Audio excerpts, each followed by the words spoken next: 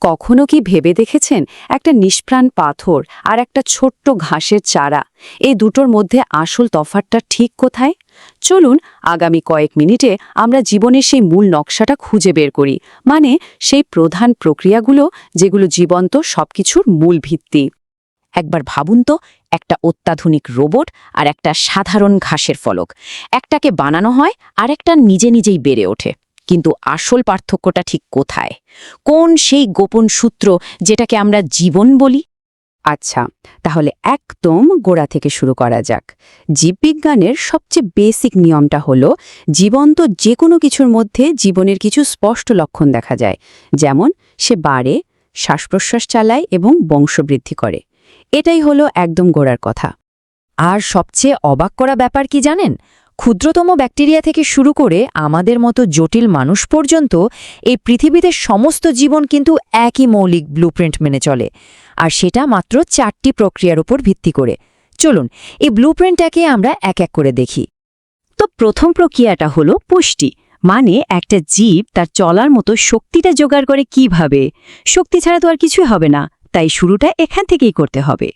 সোজা কথায় পুষ্টি মানে হলো খাবার খাওয়া, আর সেই খাবারকে শক্তি, বেড়ে ওঠা বা শরীর সারানোর কাজে লাগানো। অনেকটা গাড়ির জন্য যেমন পেট্রোল লাগে, ঠিক তেমনি প্রত্যেকটা জীবন্ত কোষের জন্য পুষ্টিটা একদম অপরিহার্য। পুষ্টি জোগাড় করার দুটো প্রধান উপায় আছে।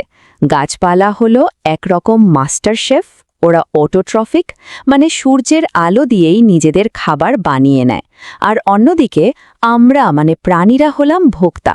আমরা হেটেরোট্রফিক, মানে আমাদের বেঁচে থাকতে হলে গাছপালা বা অন্য প্রাণী খেতেই হয়। দুটো আলাদা কৌশল, কিন্তু লক্ষ্য একটাই, শক্তি অর্জন করা। আচ্ছা, জ্বালানি তো জোগাড় হলো, কিন্তু শুধু তেল থাকলেই তো আর গাড়ি চলে না। ইঞ্জিনটাও তো চালু করতে হবে, তাই না? ঠিক এখানেই চলে আসে আমাদের দ্বিতীয় প্রক্রিয়াটা, শ্বসন। শ্বসন বলতে আমরা সাধারণত যা বুঝি, মানে শ্বাস নেওয়া আর ছাড়া, ব্যাপারটা কিন্তু তার চেয়ে অনেক বেশি কিছু। আসলে এটা একটা কেমিক্যাল প্রসেস যা আমাদের শরীরের প্রত্যেকটা কোষের ভেতরে হয়।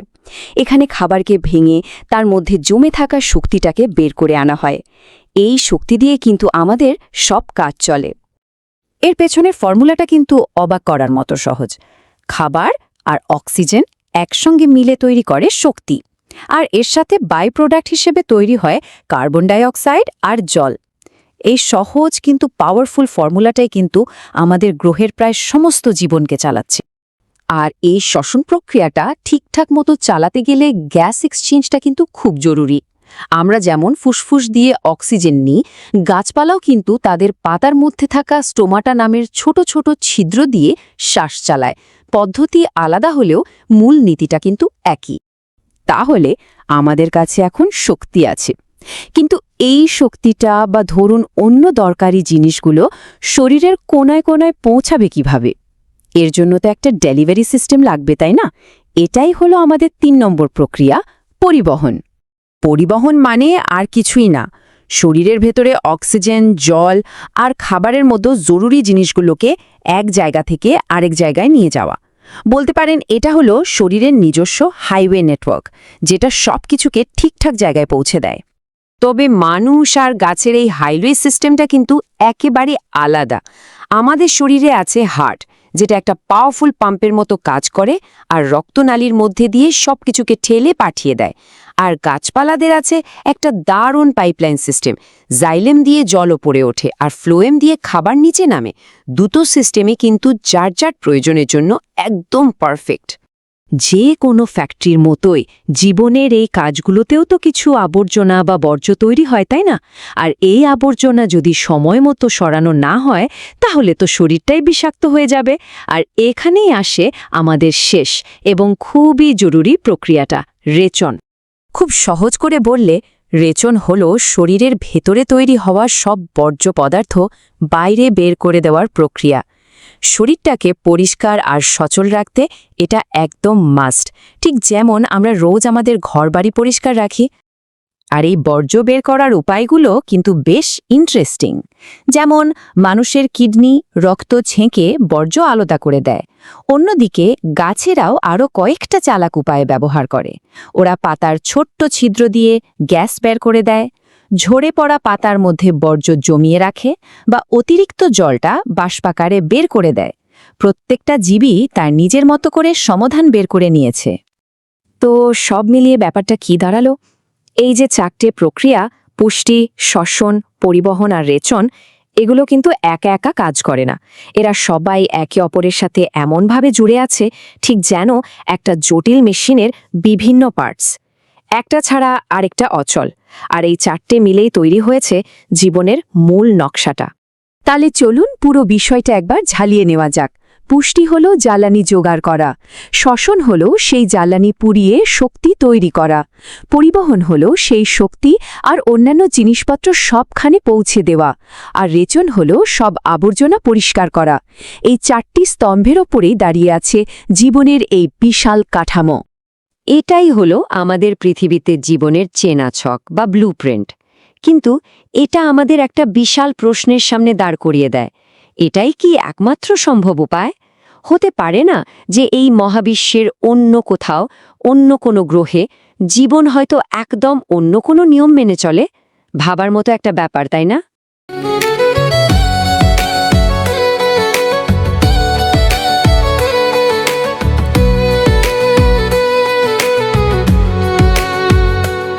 आज के समय में सिर्फ रिज्यूमे बनाना काफी नहीं है।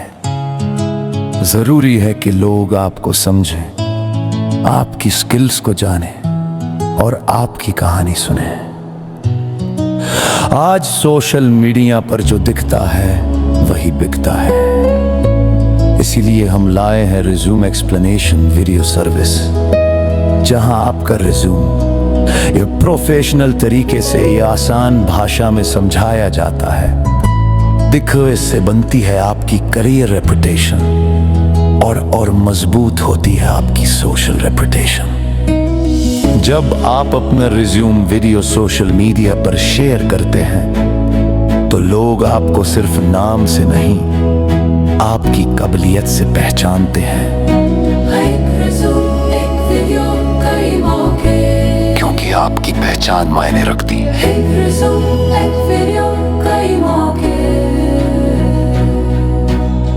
क्योंकि आपकी पहचान मायने रखती है।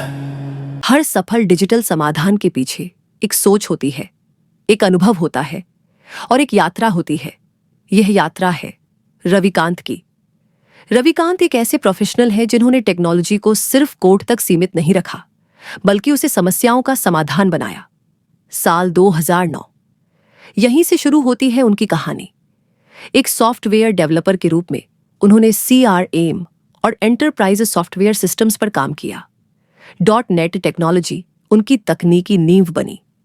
साल 2012 में उनकी भूमिका बदलती है।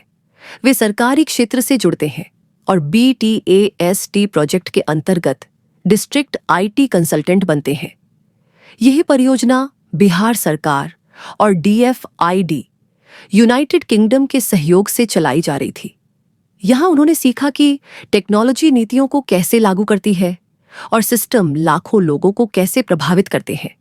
साल 2014, एक नया अध्याय।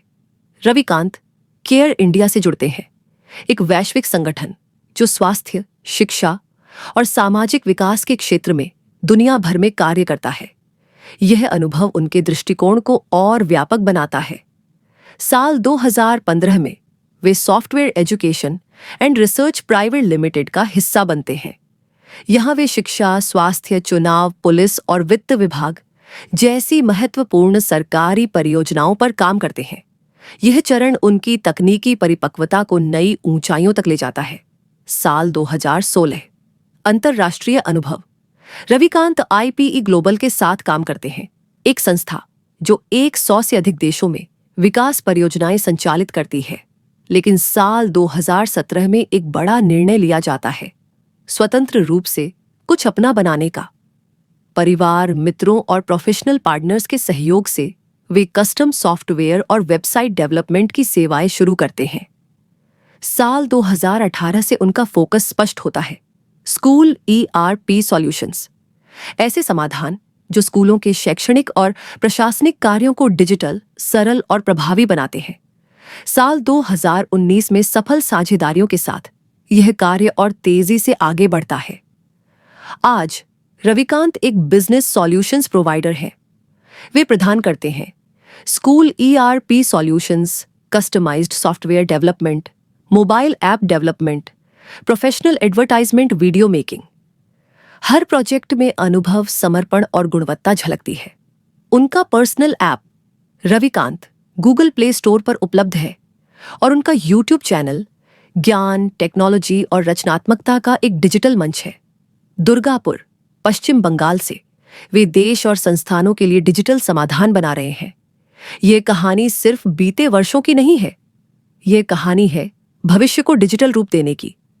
रविकांत उन प्रोफेशनल्स में से हैं जो टेक्नोलॉजी को भरोसे के साथ जोड़ते हैं। आज रविकांत उन नामों में से एक है जिन पर संस्थाएं भरोसा करती हैं, क्योंकि यहां सिर्फ सॉफ्टवेयर नहीं बनते, यहां समाधान तैयार होते हैं